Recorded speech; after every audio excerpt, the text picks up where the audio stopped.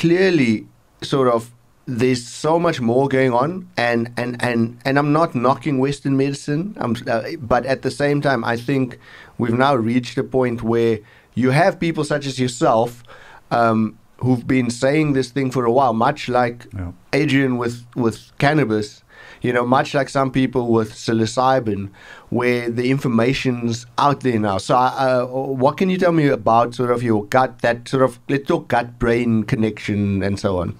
Yeah, so the gut-brain connection is very important. There are certain, so the gut and the brain are always communicating. Right. So maybe when you are in a situation, for example, you have an interview for a new job. Right. And you can literally, you get stressed and you can literally feel it in your stomach. Yes. So they influence each other. So if you have, for example, a job that's super stressful, that's why scientists also say stress is one of the worst things for your gut health, because it influences the gut. Okay. And I think that's something that we just start to understand, this connection. Also, as I said before, the gut bacteria can transform certain things into chemicals that we need, that our brain needs for brain development, for example.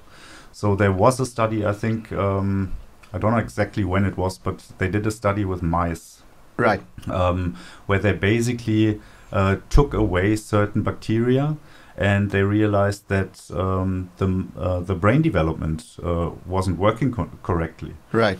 I mean, there are so many little studies now that come out and that show us that unhealthy gut can lead to autoimmune diseases, to diabetes, Alzheimer, depression, anxiety, ADHD, obesity.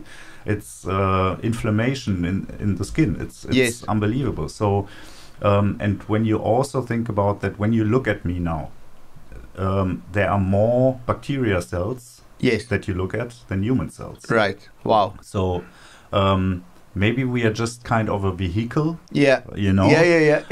So maybe Liver King was onto something. Yeah, I mean, with it not washing. I mean, when on the other hand side, you see when you have a healthy gut, your mental health is much better. Yes. You're much more energetic. Sometimes you see it in people. They glow. They have nice skin. They have glowing eyes.